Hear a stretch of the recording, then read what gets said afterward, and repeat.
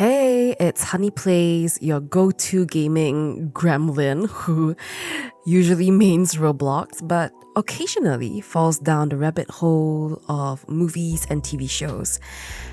And today we're talking about Netflix's My Melody and Kuromi.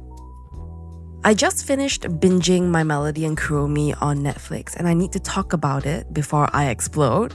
This is peak cozy core, and I genuinely think Sanrio might have dropped their most dangerous weapon yet.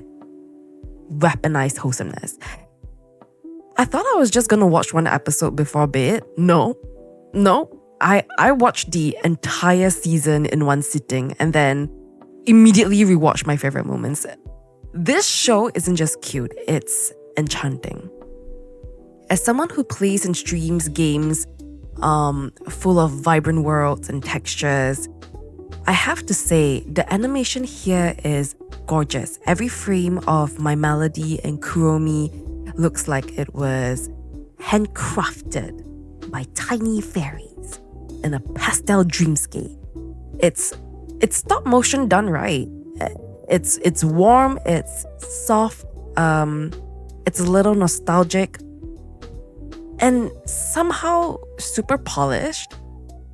I don't know. The lighting is stunning. The soft glows and gentle shadows make it feel like you're peeking into a magical dollhouse, and I could pause on literally any frame and hang it up as wall art in my streaming room. That is how good the craftsmanship is. Speaking of craftsmanship, you can really see it. The characters look really plushy and the sets look really real.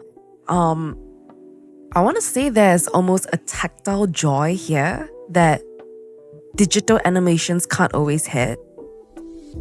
It's how do I say this? It's not stiff, so every movement has bounce and personality without losing that handmade charm. Can we also just appreciate that everything in this show is handcrafted? I'm talking wool felt characters and tiny cakes and mushrooms made with 3D printers and yes, beads for water. Like the fountain scene is literally magic. I wish I could share it here, but Netflix copyright. But yeah, the fountain has an actual rotating bead structure designed like a zoetrope, so it looks like the water's flowing, which is insane. Even Kuromi's scarf has a different texture than My Melody's. It's shinier and silkier. I really like that the creators used different materials like silicone and soft felt just to give each character their own vibe. That's how deep the detail goes. So, this is actually the first stop motion project from Toruku Studio and their first collaboration with Wit Studio, who normally do big traditional anime like Attack on Titan. So it's kind of a big deal. And it shows that they aren't playing it safe. The director, Tomoki Misato, said, "We're not gonna hold back just because it's stop motion." So they planned the storyboards as if it were a big budget animated film. They even built a new camera rig system nicknamed Kawajin just for this show. And the man used to stack DVDs and books to move the camera. Now he's got custom hardware, which is amazing. Now, in terms of their facial expressions, I've always admired how, well, not always. I mean, as I was watching the show, I really admired how expressive their faces were. And turns out, when I did some research, what I found out was that they literally had over 3,000 swappable face pieces for the characters. So My Melody alone had like 80 mouth, eye combinations, and Kuromi's little skull even changes mood with her, which is hilarious. Even the tiniest parts, like the mouth's Flat's expressions. It's so small. So Flat, which is the mouse character, he is so small, and so are his expressions. His expressions are so small that the animators kept losing them on set, which must have been so stressful for them. But I mean, with that said, I definitely admire the dedication that they took with their craft. Okay, enough about the back-end stuff. Let's talk about characters, because oh my gosh, Kuromi is an icon. Obviously, she's an absolute icon. She always has been. In this Netflix series alone, she is the perfect chaotic gremlin energy with just enough edge to make her relatable and hilarious. But underneath all that sass, you can tell she cares, and watching her grow throughout the series gave me feelings. So my Melody, I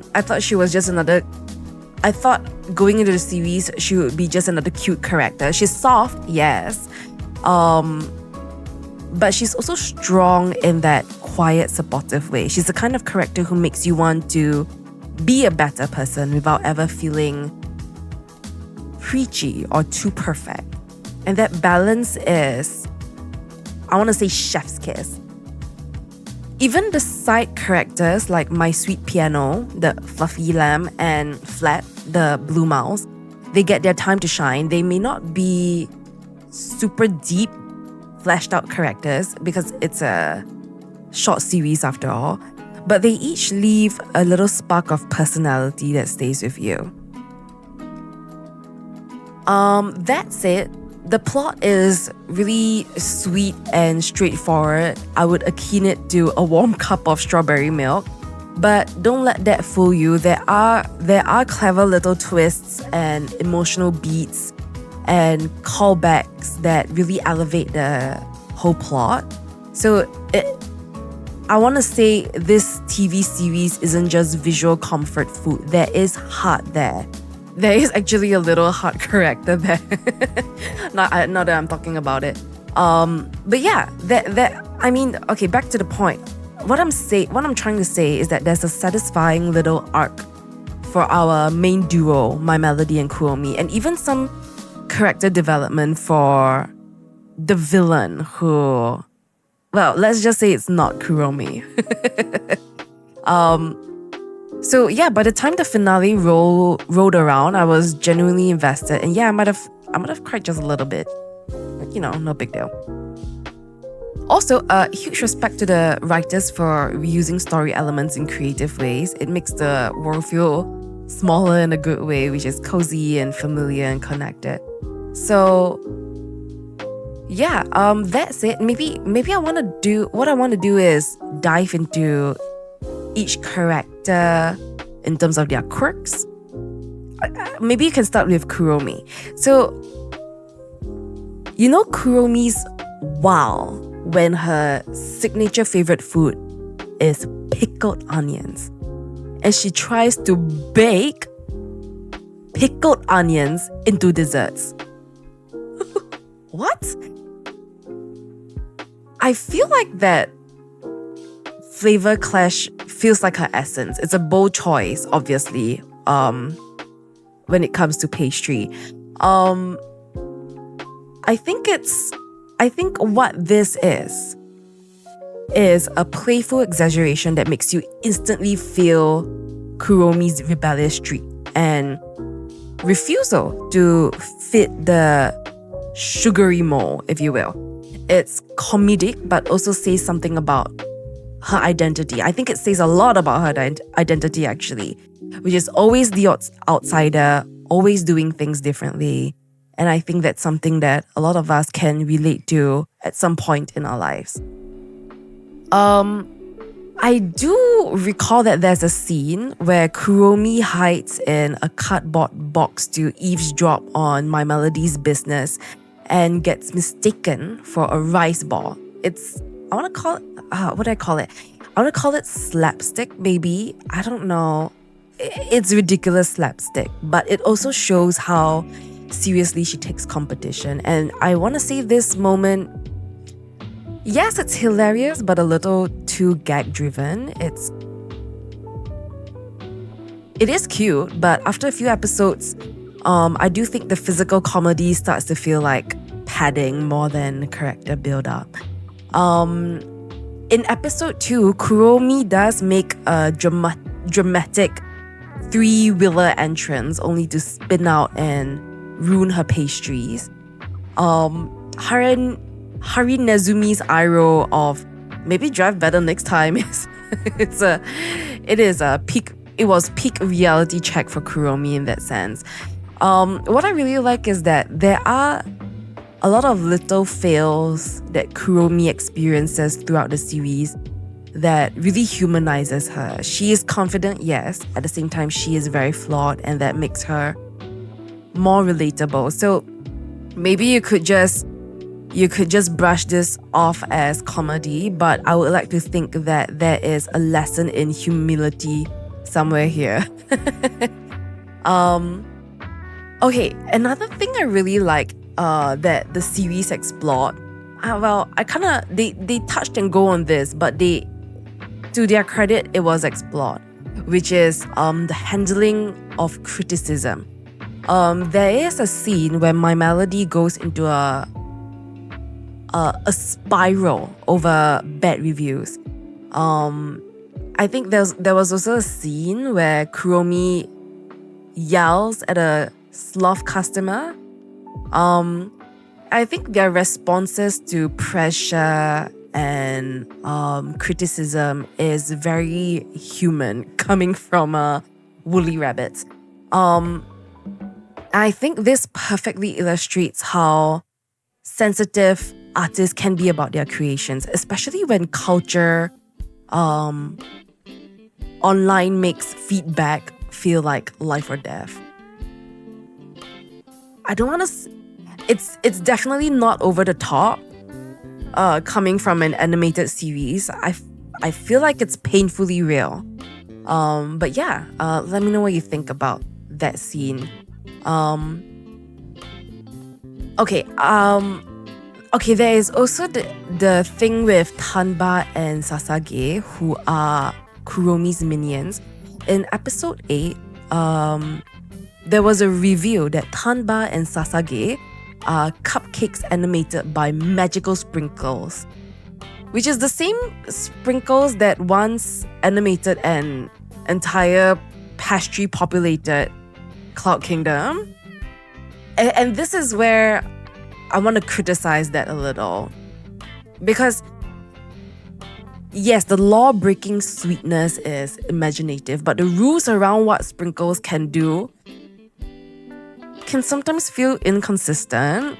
Like, the show wobbles between whimsical wonder and convenient fantasy. And I think, like, when you have things conveniently happen in the plot, I will say the story and the writing starts to feel a little lazy.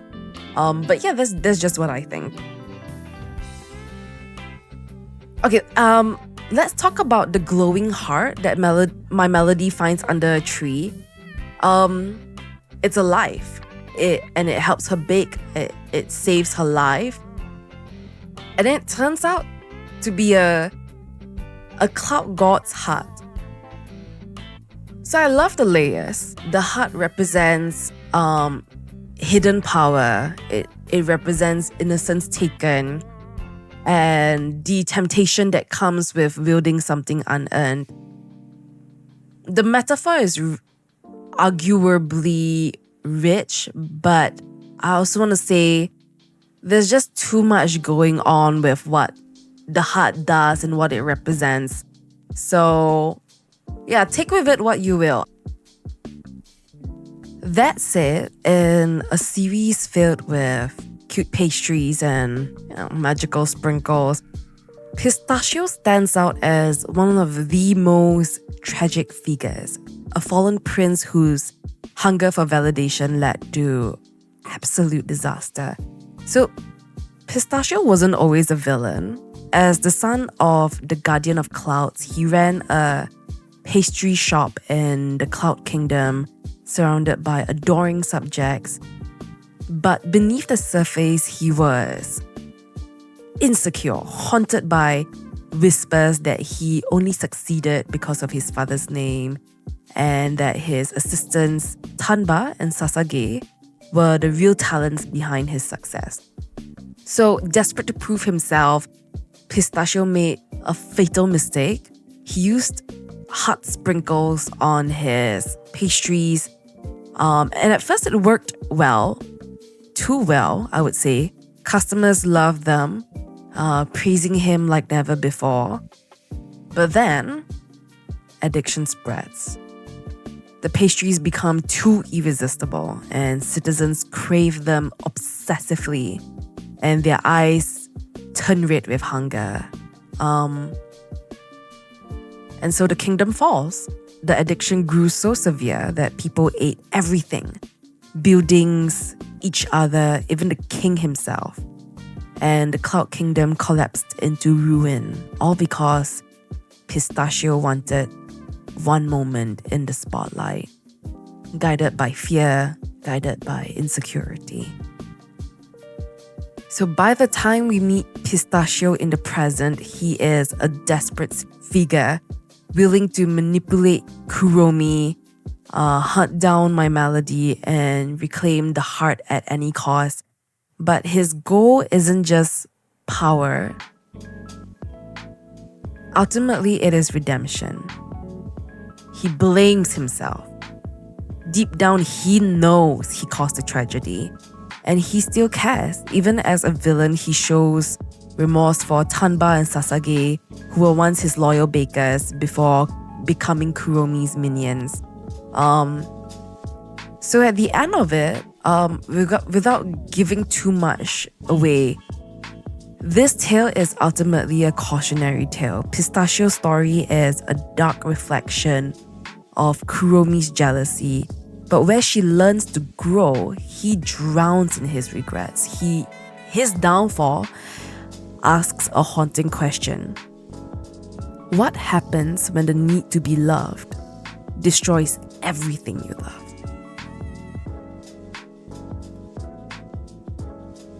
Well, that's it.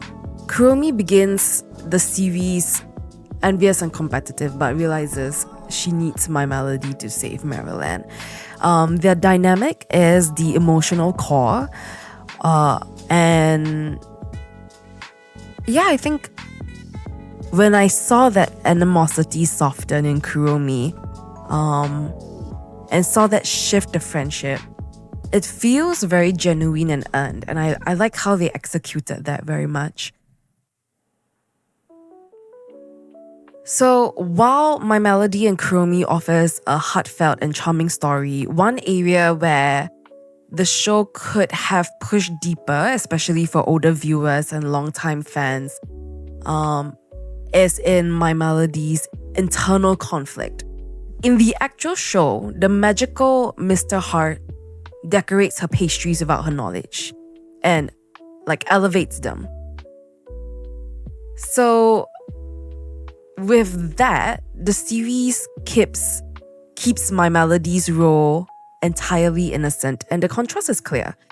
Pistachio knowingly misuses Mr. Heart out of jealousy, while My Melody seems to be, well, not seems to be, but she is blissfully unaware and naive.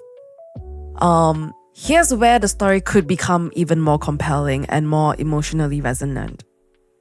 In episode 4, after receiving harsh negative comments about her cloud cupcake, and the scene shows My Melody hiding under her blankets, clearly shaken, I can't help but wonder, what if the story had lingered on this emotional fallout a bit more? Rather than bouncing back quickly, she could have started using Mr. Heart more deliberately because she's doubting herself. What if My Melody started baking with the heart out of desperation, not just to make people happy, but to silence that nagging voice saying she's no longer good enough.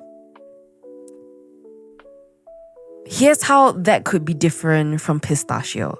Unlike Pistachio, who uses the heart to steal the spotlight, this hypothetical version of my melody would be using it to hold on to her place in the world.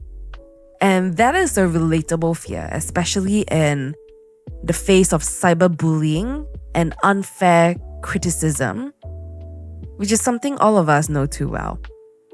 This inner struggle would make her eventual choice to stop using Mr. Heart far more meaningful. It wouldn't just be a moral high ground.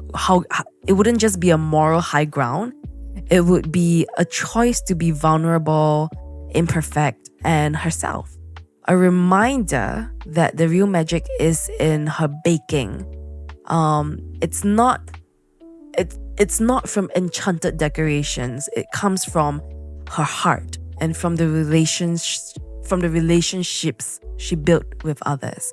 And that's where the contrast with Pistachio becomes more powerful.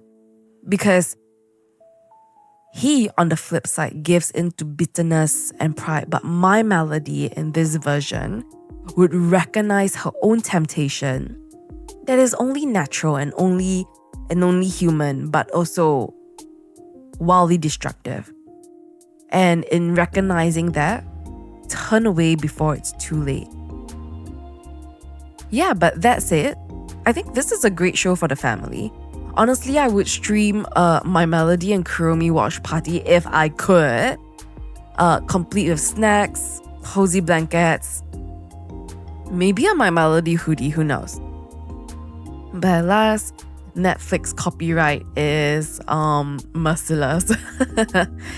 But yeah, my final thoughts, if you are in need of something warm, sweet, and visually magical, this series is it. It is short, it is digestible, and full of soul. I would 10 out of 10 recommend this with a warning. Don't start the series unless you are prepared to fall head over heels for these two. You've been warned.